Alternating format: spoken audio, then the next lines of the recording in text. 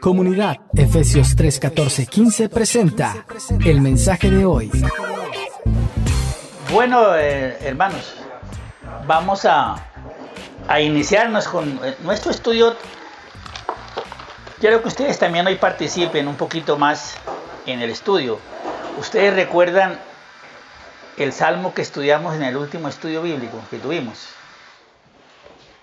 ¿Se acuerdan del salmo? A ver. Es la lucha que tenemos todos por retener lo que oímos, ¿verdad? Una lucha difícil. Por retener, por guardar de alguna manera en nuestra memoria y en nuestro corazón lo que oímos. A ver, ¿quién se acuerda del salmo? Ya no nos acordamos, ¿verdad?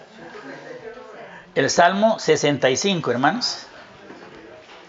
El Salmo 65 fue el salmo que estudiamos porque era la primera reunión del año. Y porque este salmo también hace una declaración en la que Dios, o el salmista dice que el Señor ha coronado el año con sus bienes. Y hablamos entonces de un año que no simplemente se repite, porque en la naturaleza nada se repite, todo se renueva, todo cambia, ¿verdad? Pusimos ejemplos de cómo, una mata de rosas en su jardín puede echar 500 rosas durante su ciclo de vida y de todas esas 500 rosas ninguna será igual a otra. Se parecerán mucho, habrán algunas gemelas, pero algo las distingue, como sucede también en la especie humana. Yo puedo tener 20, 30 hijos con mi misma esposa, y más sin embargo ninguno de los 30 será igual a otro. Todos son distintos. Porque en la vida, en la naturaleza, nada simplemente se repite. Todo se transforma y todo se renueva. Y por eso es muy, muy folclórico e impropio pensar que podemos recibir un año nuevo como simplemente un ciclo que se repite y no como un tiempo que se renueva.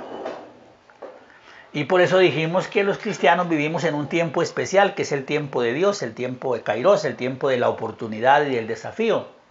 Porque vivimos un año que Dios nos renovó, Dios nos dio un nuevo año. Y dijimos que ese año realmente es nuevo para nosotros en la medida en que nosotros hagamos de él un nuevo año. Porque podemos decidir hacer siempre lo mismo, ¿verdad? Y vamos a perder entonces un año. Vamos a perder ese hermoso oportunidad que Dios nos regaló. Entonces, al estudiar el Salmo, estudiamos en la exégesis que hicimos del Salmo, hay 3 apartados significativos e importantes del Salmo. A ver si por lo menos alguno más agudo todavía lo recuerda.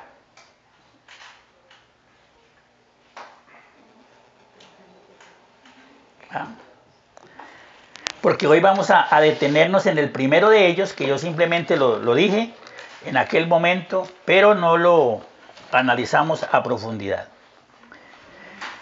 El primer apartado de este salmo, que va del versículo 1 al versículo 4, que dice: tuya, Dios, es la alabanza en Sión, y a ti se pagarán los votos. Tú oyes la oración, a ti vendrá toda carne. Las iniquidades prevalecen contra mí, pero tú perdonas nuestras rebeliones. Bienaventurado el que tú escogieres y atrajeres a ti, para que habite en tus atrios. Seremos saciados del bien de tu casa, de tu santo templo.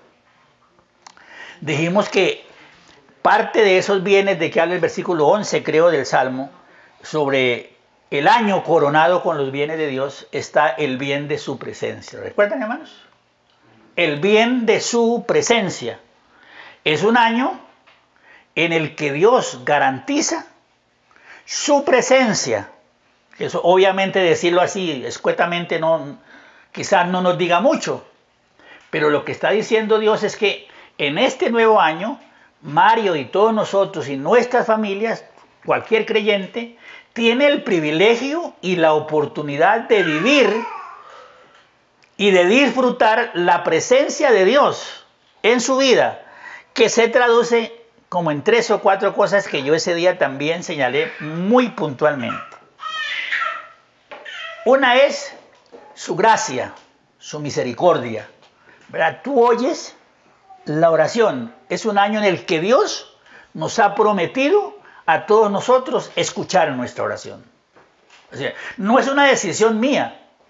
Vamos a decir, no depende de cuánta fe yo tenga y con cuánta intensidad yo ore.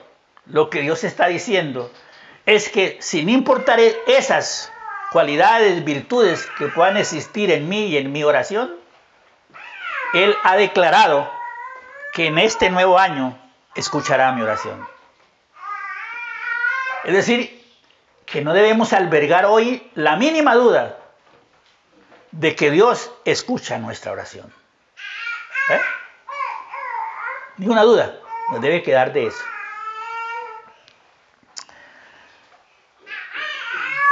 Otra cosa que puntualicé es que dice el Señor, a ti vendrá toda carne. Es decir, algo que también está garantizado y coronado este nuevo año que estamos viviendo, y ya estamos disfrutando casi el primer mes, ¿verdad? Es el hecho de que Dios no discrimina. Su gracia es abierta, amplia, generosa. A ti vendrá toda carne. Hay espacio, hay oportunidad, hay privilegio, hay cercanía. Tenemos a dónde ir. Porque como dijo Jesús, el que a mí viene yo no le echo fuera. ¿Verdad? Es la gracia maravillosa de Dios establecida, ¿verdad? Acuérdese de estas cosas, pero voy a repetir brevemente. Y luego dice, pero las iniquidades prevalecen contra mí. Va a ser un año en el que vamos a descubrir que somos seres inconsistentes. Que hoy en la tarde, de repente, por alguna circunstancia especial de mi vida, saqué un espacio, me metí a orar y le prometí a Dios, qué sé yo, cambiar, hacer algo, visitar a alguien, orar por alguien, acordarme de alguien para orar por él, y más sin embargo, a los 3 días descubrí que no lo hice. Que no, vamos a ver, que hice un voto a la ligera o que le prometí a Dios algo que no cumplí definitivamente. Que las iniquidades prevalecen contra mí. No vamos a desconocer nuestras debilidades ni vamos a maquillar nuestra vida, hermanos, con una religiosidad hipócrita que no puede realmente cubrir la desnudez, como tampoco le cubrió la desnudez a Adán y Eva las pieles de los animalitos que Dios sacrificó, ¿verdad? Que la desnudez final fue cubierta por la sangre de Jesús. Es decir, que somos seres inconsistentes en la práctica de nuestra fe cristiana. Pero como dice el salmista, pero que tú perdonas nuestras rebeliones. Ahorita hablábamos ahí en el coloquio acerca de cómo el judaísmo primitivo, el pueblo judío vivió de la expiación. Pero la iglesia es tan distinta al pueblo judío que vive del perdón. Israel tuvo que hacer sacrificios para expiar su culpa. El cristianismo no tuvo que hacer ninguno para expiar la suya, pues Cristo lo hizo por nosotros. Amén. Lo hizo por nosotros. Nosotros vivimos del perdón. Entonces, por eso el salmista dice, si hay inconsistencia en nuestra vida, si las iniquidades prevalecen contra mí, yo me convierto en un rebelde. Vivo en rebelión, pero Dios perdona nuestras rebeliones. Y es por eso que no debemos dejar que el sol se oculte o se oscurezca sin que nosotros hayamos puesto al día en la mesa nuestra vida. Porque Dios sabe que desde que nos levantamos hasta que nos acostamos somos seres inconsistentes. Ok, y luego esa gracia también se ve en un cuarto elemento que es bienaventurado aquel, dichoso, feliz, aquel hombre o mujer a quien Dios escoge y atrae. ¿Recuerda cuando hablamos de esto en el plan eterno de Dios? ¿Puede alguien amar a Dios y servirle a Dios sin haber sido escogido y llamado por Él? ¿Recuerdan las preguntas que nos hicimos? y que tuvimos que llegar a la conclusión de que no es posible. Solo puede amar a Dios y servirle a Dios a quien Dios escogió y llamó, y justificó y perdonó, y le dio su espíritu para que habitara en él y caminara con él. Ok, este apartado, hoy vamos a ver con más cercanía cuál es el bien de tu casa. ¿Qué es lo que el salmista expresa cuando dice, seremos saciados del bien de tu casa? Para ellos, ¿qué significaba eso? Y para nosotros, ¿qué significa eso hoy en día? Porque no podemos quedarnos allá, porque eso hace más de 1000 y pico, más de 2000 y pico de años, 2500, 2700 años. ¿Se acuerdan que este salmo era cantado, recitado, orado, proclamado en el tiempo de las cosechas? Posiblemente en las fiestas de las cosechas y los tabernáculos, que era cuando se cerraba un tiempo, un ciclo de tiempo, el tiempo de las cosechas, y se abría otro tiempo, el tiempo de preparar el terreno, de volver a sembrar y de volver a esperar la lluvia, y de volver otra vez a la renovación de todas las cosas. Entonces, ya nosotros no tenemos casa, ¿verdad? Ya nosotros no, a ver, para nosotros, ¿cuál sería la casa de Dios? Nosotros. Sin temor a equivocarnos, somos nosotros la casa de Dios. No existe un edificio que podamos llamar casa de Dios. Los hebreos sí lo tenían. Y entonces esta mañana me gustaría que ustedes me ayudaran un poco en un peregrinaje. ¿Cómo comienzan los seres humanos a percibir la presencia de Dios en ellos? Y comencemos allá en el pasado, allá atrás, bien atrás, bien atrás. Por ejemplo, para comenzar donde comienza la historia de la salvación, ¿cómo percibió Abraham la presencia de Dios? A ver, ¿recuerdan algún evento? Cuando le habló con Isaac, ¿Sí? Cuando le mostró el corderito enredado en el zarzal, una visión, ¿verdad? Cuando soñó, cuando preparó los corderos y todo para el sacrificio, los carneros allá, y los becerros, y se quedó dormido. Y cuando él estaba dormido, cayó como una sombra, un sueño en que una sombra cubría el lugar y una antorcha de fuego pasaba de un lado al otro por entre los sacrificios partidos, ¿verdad? Ese sueño le habló a Abraham. ¿Qué más? Cuando lo besara. Cuando lo besara. ¿Cuando lo besara? ¿Qué? Sí. Cuando llegaron los ángeles a hablarle. Otra teofanía, que eran como dos caminantes, que Abraham, después de que los atendió, descubrió que era una visita de Dios, una visita divina. ¿Sí? Cuando lo llamó en sueños en la carpa y lo puso afuera de la carpa y le dijo, mire Abraham, los cielos, cuenta las estrellas del firmamento, a ver, y así será tu descendencia, etc. Entonces uno podría decir que la presencia de Dios fue comenzada a ser percibida de alguna manera por ese tipo de visiones y ese tipo de sueños, ¿verdad? Y después de Abraham, Isaac, Jacob, cuando soñó con la escalera en el camino cuando iba huyendo, los sueños de José, el hijo de Jacob, la presencia de Dios comenzó a ser percibida a través de estos fenómenos o estas teofanías que llaman los teólogos, ¿verdad? Manifestaciones divinas, ¿verdad? Que están más allá de la comprensión del ser humano. Ahí estaba la presencia de Dios. Vamos a decir, en lo que se conoce como los patriarcas, la presencia de Dios estuvo como marcada por este tipo de experiencias, de sueños, de visiones. Después, ¿qué sucede?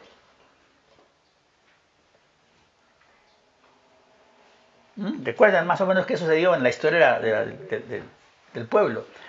Bueno, que la descendencia de Abraham estuvo 430 años en Egipto. Y pudiéramos decir que en esos 430 años, que son como el equivalente entre el último de los profetas menores, entre los dos testamentos o los dos pactos, un tiempo parecido,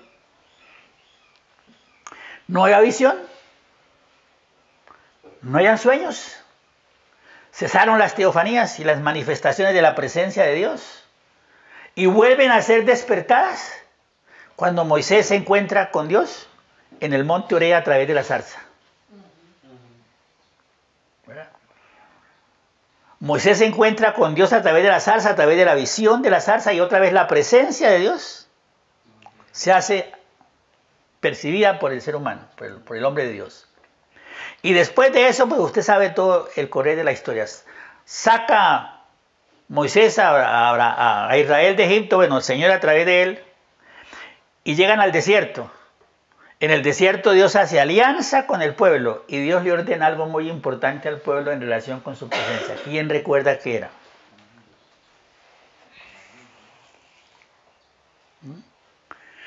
¿Qué le dijo Dios a los sacerdotes y a Moisés que hicieran en torno a su presencia? Ya fue la construcción del arca del pacto. Ustedes la recuerdan bien, ¿verdad? Pero vamos a leer un poquito eso. A ver.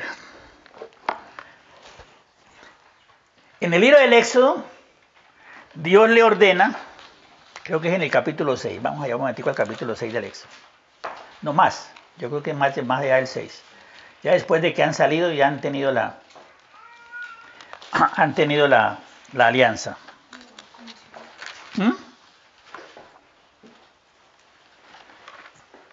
Éxodo 25, creo que tiene que ser por ahí más o menos. Vamos a ver, sí, Éxodo 25. 25:10. Ahí está el ordenamiento de la construcción del arca. Éxodo 25:10.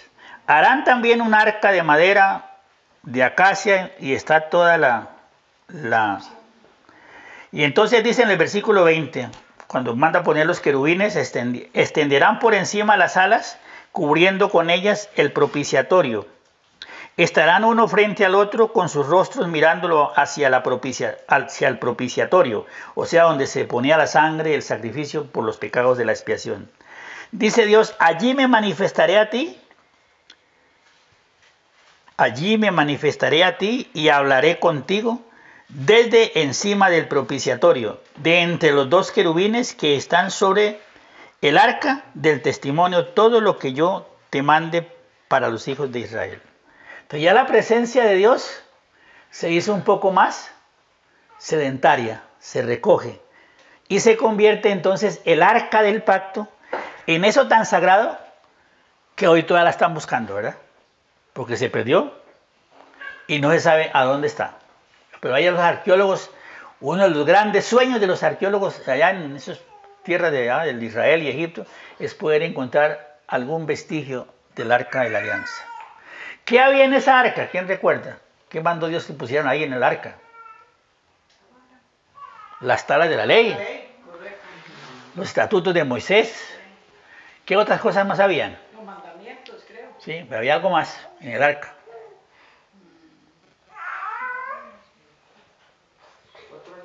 Había una muestra de maná, una muestra del maná que Dios le dio en el desierto. Y también estaba la vara de Aarón que reverdeció cuando hubo una disputa por el derecho sacerdotal, que colocaron las varitas y la única que floreció fue la vara de Aarón y se legitimó el sacerdocio. Esa varita también estaba en el arca del pacto. Esa arca pasó a ser protegida, vamos a decir así, por lo que se conoce como el tabernáculo en la Biblia. La tiendita aquella, la carpita. Ahí la protegían, el arca del pacto. Y ahí consultaba Moisés, porque ahí estaba la presencia de Dios. Entonces ya pasaron aquellos, vamos a decir, el énfasis de los sueños, de las teofanías, de las visiones comenzaron como a cesar en ese sentido. Y ya teníamos un lugar donde ir, donde entrar, donde consultar. Luego viene el pueblo de Israel, la lleva por donde quiera que va, y Moisés dice, si Dios no va conmigo, yo no voy a salir de aquí. llevemos el arca, pónganla adelante, para todas las victorias la presencia de Dios iba adelante del pueblo, ¿verdad? Marchando. Viene el establecimiento de la monarquía de Israel, y entonces, a la muerte de David, ya está elaborado el concepto y la idea de hacerle una casa a Dios. Para que usted vea el itinerario de la presencia de Dios. Se hace el templo, y en el templo se coloca la parte del atrio, la parte del lugar santo y la parte del lugar santísimo. ¿Dónde estaba el arca? En el lugar santísimo. Allí se entraba solamente ya el sacerdote, el sumo sacerdote, una vez al año, a ofrecer la sangre del sacrificio en propiciación por los pecados del pueblo. Una vez al año, en el día de la expiación. Se cerraba de nuevo hasta el otro año. O sea, el acceso a la presencia de Dios era muy... Pero también aparece entonces el profetismo, que habla en nombre de Dios a los reyes, a los príncipes, a quien sea, al pueblo mismo, y hablan ellos en nombre de Dios, y era nombre de la presencia de Dios. Por eso decía Elías, vive Jehová en cuya presencia estoy, etcétera, y así hablaba, ¿verdad? ¿Qué pasa entonces con el correr de los años, hermanos? Que una vez el templo fue destruido, ¿verdad? Israel fue llevado cautivo y algo sucede. Por eso es que es bonito leer la Biblia, hermanos. Es hermoso hacer de la Biblia realmente nuestro libro de la historia de nuestra fe, de la historia de nuestra salvación, de muchas cosas, el alimento de nuestra fe, de nuestra alma, como lo queramos llamar de todas maneras, ¿verdad? Hacerla algo más apegado a nosotros. Porque en ese lapso en que Israel es llevado cautivo a Babilonia, sucede algo en el templo de Israel también, que Ezequiel vio en visión. Que la gloria de Dios, que llenó el templo, que él vio en visión, salió del templo por uno de sus umbrales, hacia el norte creo, hacia donde estaban los cautivos. La gloria de Dios salió y se fue. Porque la presencia de Dios, vamos a decirlo, sigue la necesidad de nuestras vidas, la búsqueda de su pueblo. Y es por eso que Ezequiel, estando entre los cautivos en Babilonia una mañana, mirando hacia el cielo, ve visiones de Dios y comienza a ver la gloria de Dios. Los judíos lloraban por su templo, pero no eran conscientes de que la gloria de él estaba con ellos en el cautiverio. Esa es la gracia de Dios, ese es el amor de Dios, esa es la misericordia de Dios y su presencia. Yo no quiero detenerme en esas cositas. Seguimos avanzando. Llegan otra vez Israel del cautiverio y reconstruyen el templo, que fue el segundo templo. Ese templo fue destruido en el año 70, después de la muerte y resurrección de Jesús, por Tito, un general romano, que sitió Jerusalén y destruyó todo. Y le pasó a los caballos y las carrozas de lado a lado. Eso quedó destruido. El templo se terminó, como dijo Jesús, no quedará piedra sobre piedra que no sea removida. Y se acabó el templo. ¿Qué pasó entonces ante la destrucción del templo, la pérdida del arca con la presencia de Dios, hermanos? ¿Qué pudiéramos decir a eso? Ya no tenemos el arca, que era garantía de su presencia. Ya no tenemos el templo donde Dios dijo, mis ojos estarán abiertos sobre esta casa de día y de noche. Y todo aquel que venga aquí y reconozca su necesidad y ore, yo lo oiré del cielo. Ese es el bien de la casa, de que habla el Salmo, ¿verdad? El bien de la casa de Dios. ¿Qué sucedió con su presencia entonces, hermanos?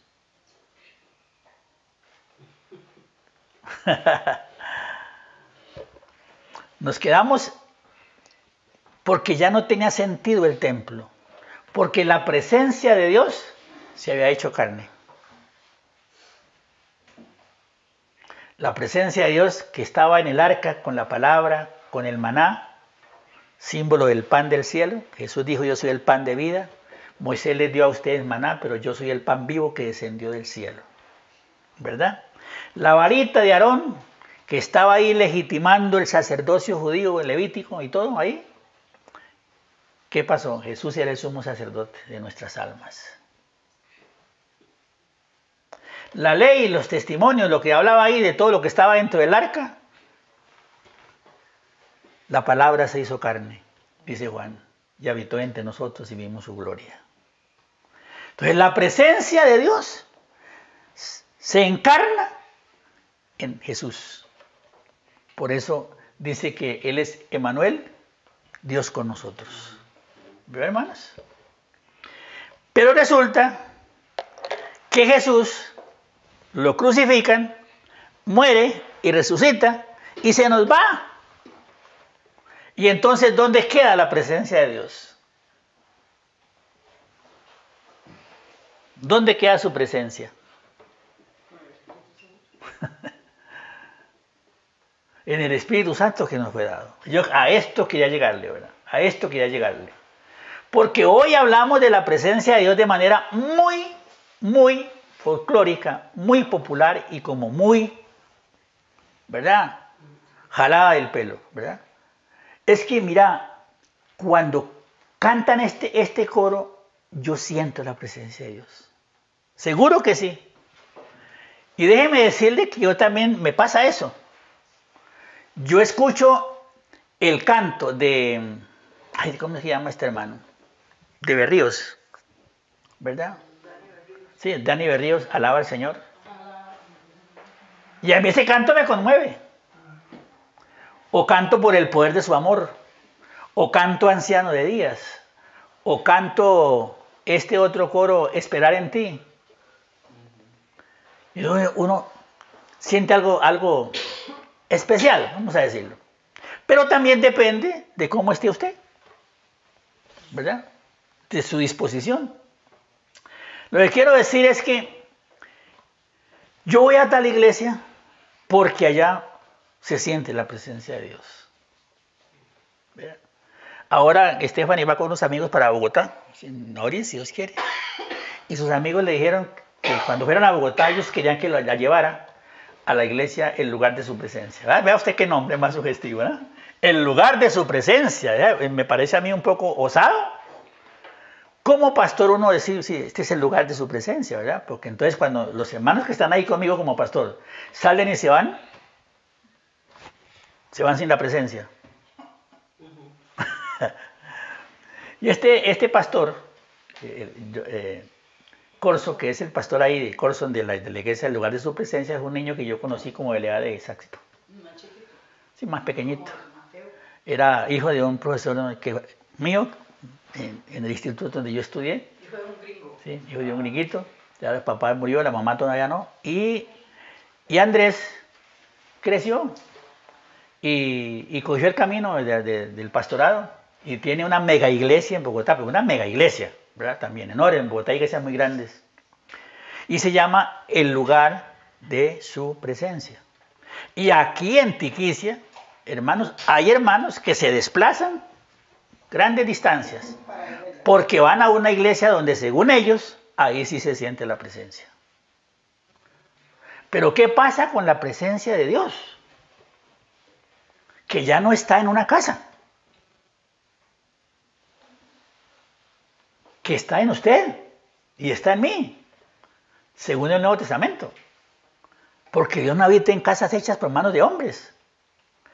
Realmente nosotros somos conscientes de llevar con nosotros su presencia, tal como dice Pablo que estaba escrito. Andaré entre ellos y yo seré a ellos por Dios y colocaré mi espíritu en ellos. Y yo seré su Dios y ellos serán mi pueblo, porque ese es el nuevo pacto que yo haré con ellos después. Y que Pablo dice que no hay comunión entre la luz y las tinieblas porque nosotros somos templos del Espíritu Santo. ¿Qué pasa con esa presencia? ¿Cómo vivirla? ¿Cómo hacerla sentirse? ¿Cómo podemos nosotros ser de alguna manera no testigos, sino más o menos como, ay, no encuentro la palabra, Portadores. como portadores que expresan su presencia. Ahí está el secreto, hermanos. Ahí está el bien de la casa de Dios. Todo lo que para el pueblo judío llamaba el bien de tu casa, dichoso, bendito aquel a quien tú escoges y atraes a ti para que habite en tu casa, pues seremos saciados del bien de tu casa. Vamos a decir que ese principio divino está presente, está vigente. Ese bienestar de la presencia de Dios. Llegamos a un punto, así a vuelo de pájaro, en esta que estamos hablando, sin citar muchos textos bíblicos, porque no tenemos el tiempo, pero usted sabe que lo que estamos hablando tiene la coherencia del tema, el peregrinar de su presencia. Llegamos a la conclusión de que, bueno, Jesús fue la encarnación de su presencia plena y total. El que me ha visto a mí, dice, ha visto al Padre. ¿Verdad? Yo y el Padre uno somos. Si queremos conocer a Dios como es Dios, tenemos que ver a Jesús y aceptar que Dios es así. Que Dios es alguien que ama incondicionalmente, que sirve incondicionalmente, que ama incondicionalmente. ¿Verdad? Que no vino para ser servido, sino para qué? Sino para servir. Y Jesús muere y es levantado y él dijo, yo no los voy a dejar huérfanos. Yo les voy a enviar otro consolador, que no es el mismo, para decir, porque ahí creen que nosotros tenemos tres dioses, el Espíritu Santo, el Padre y Jesús. ¿Verdad? Los testigos de Jehová que nos dicen que tenemos tres dioses, un Dios de tres cabezas. ¿Verdad? No, pero Jesús habla del otro, ¿verdad? Como otro ser, como otra persona, el cual estará con vosotros para siempre. Y cuando la gran comisión en Mateo 19, 29, 28, 20 se cierra, él dice, he aquí yo estoy con vosotros todos los días hasta el fin del mundo. Ya no en un templo, ya no en torno a una orquesta, ya no en torno quizás a nuestros cantos que merecemos cantar y celebrar y disfrutar el gozo del Espíritu Santo en nuestras vidas, pero ya esa no es su presencia. La presencia de Dios está en cada uno de nosotros. ¿Cómo entonces se manifiesta esa presencia? ¿Y cuál sería mi responsabilidad y tu responsabilidad para que esa presencia bendita de Dios fluya? ¿Qué se les ocurre a ustedes, hermanos?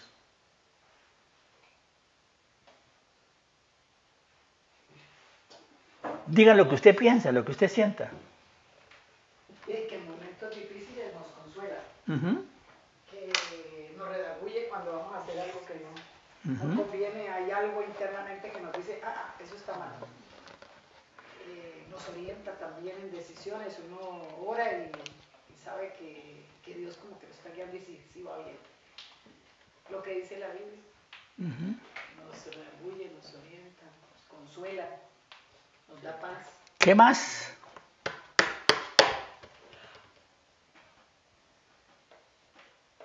Nos construye. Aporten, hermanos, porque yo creo que usted tiene concepto de eso. Puede ser que no sea lo suficientemente amplio, lo que sea, pero yo sé que usted, el Espíritu Santo le ha dado a usted esa capacidad de poder, así a quemarropa, decirle, bueno, hábleme de la presencia de Dios, o dígame algo, qué sé yo, o qué es, dónde está, dónde la puedo ver.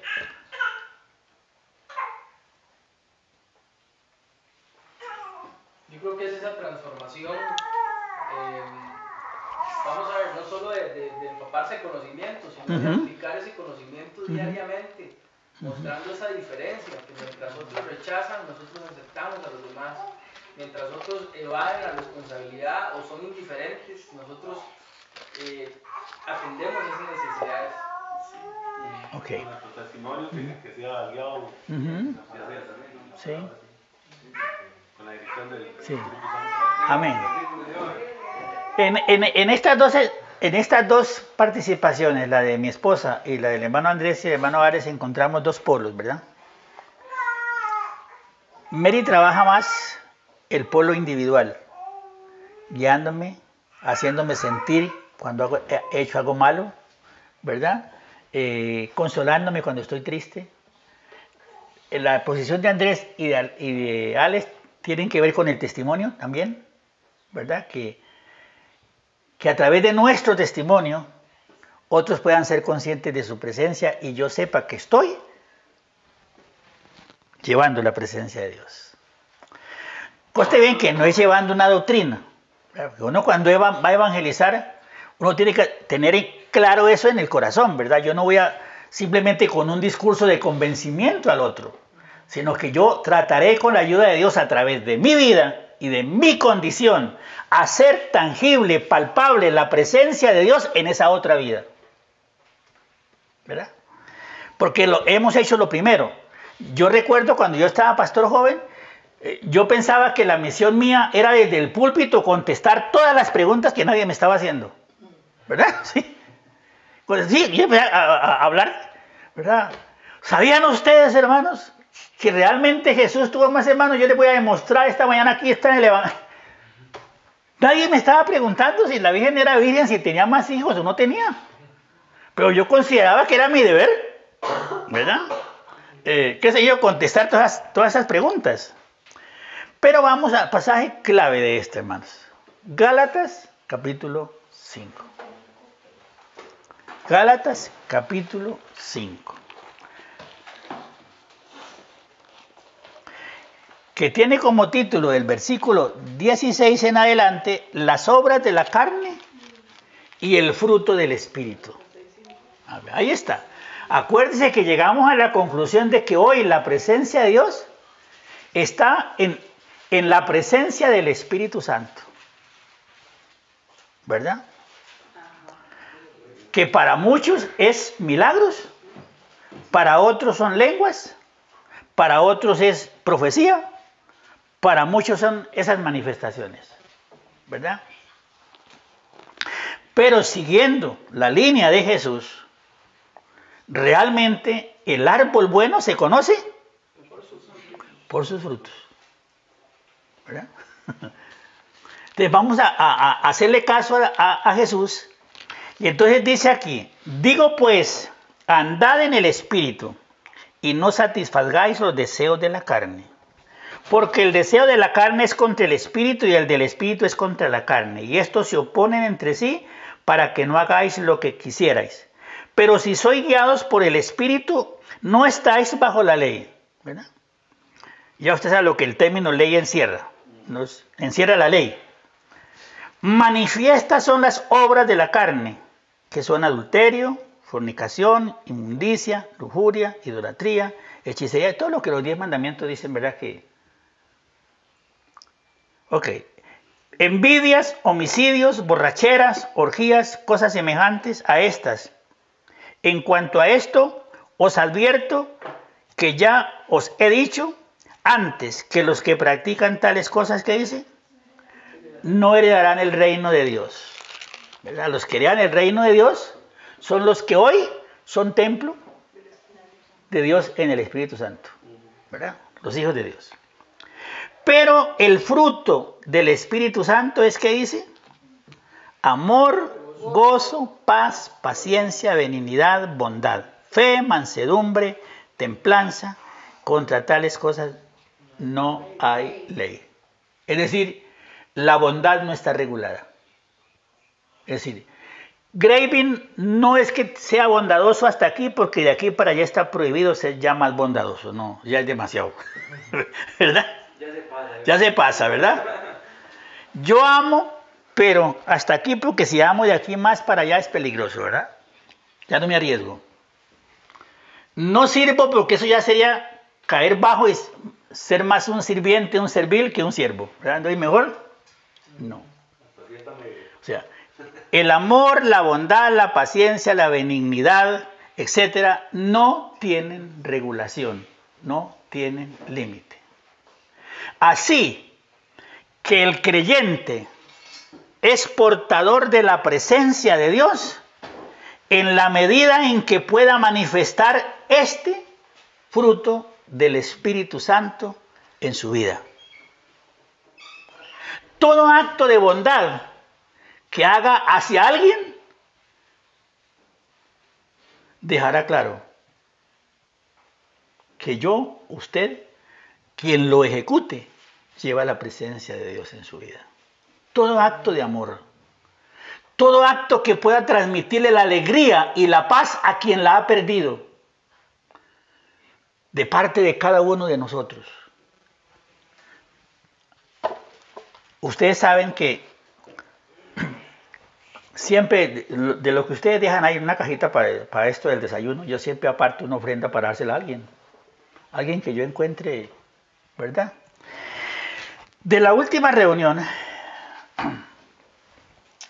fui a Sabanilla a retirar un dinero de la cuenta de mi esposa, de ahí de la universidad donde ella trabaja, y junto al cajero me encontré una señora que tenía 2 niños. De momento que yo vi a la señora, yo sentí en mi corazón que esa señora estaba en un cuadro de tristeza. En el rostro se le veía, ¿verdad?, la tristeza.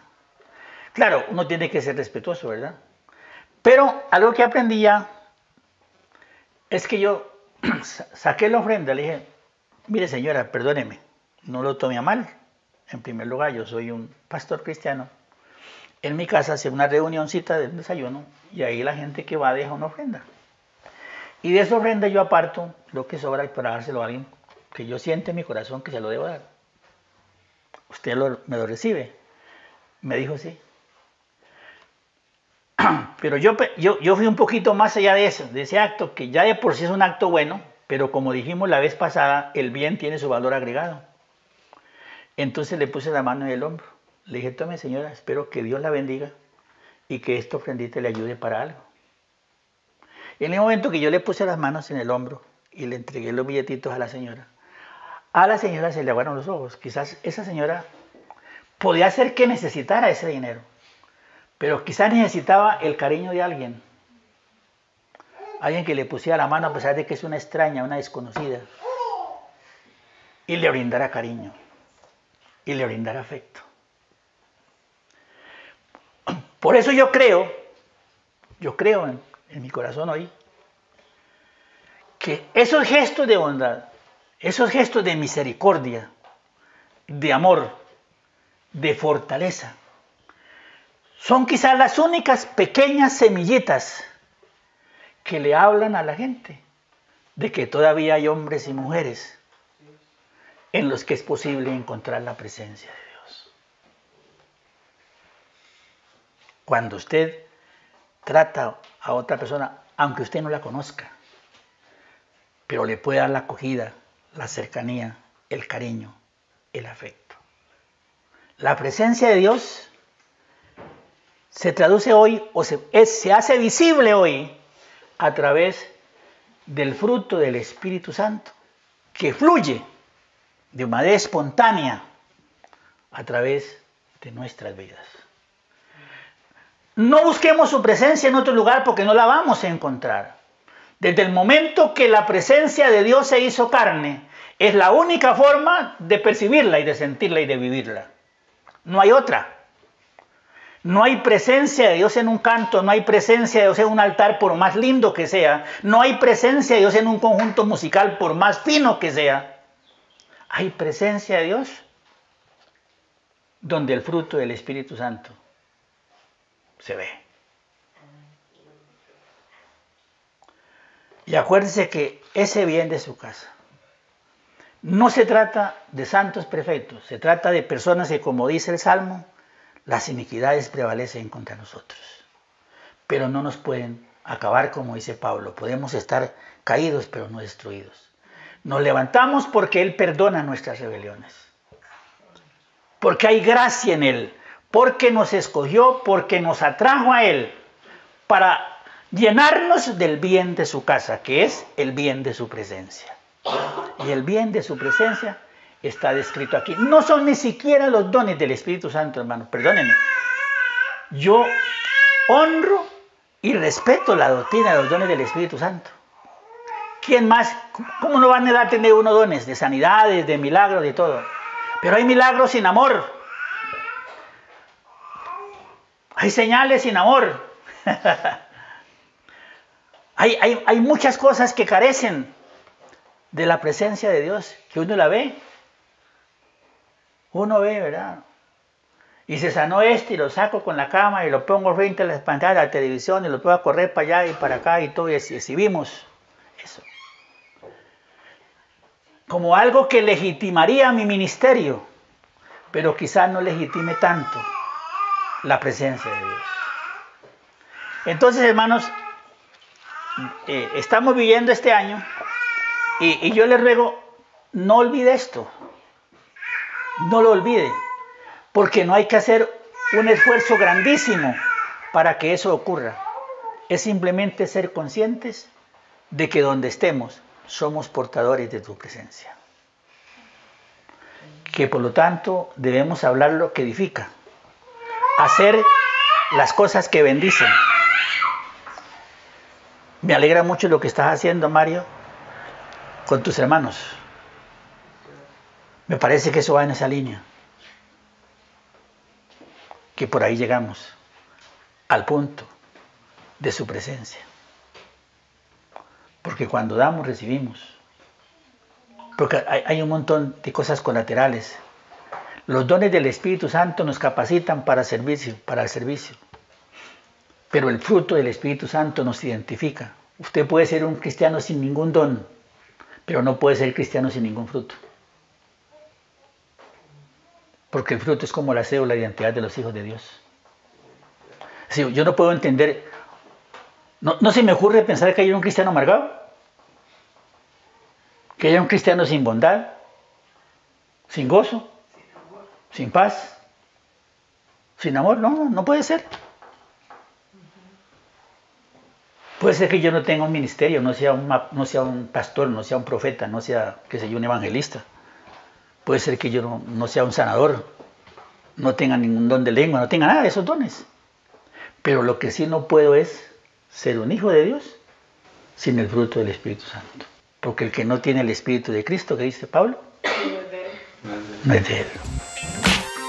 Te invitamos a que seas parte de nuestra comunidad. Efesios 3:14-15. Dios te bendiga.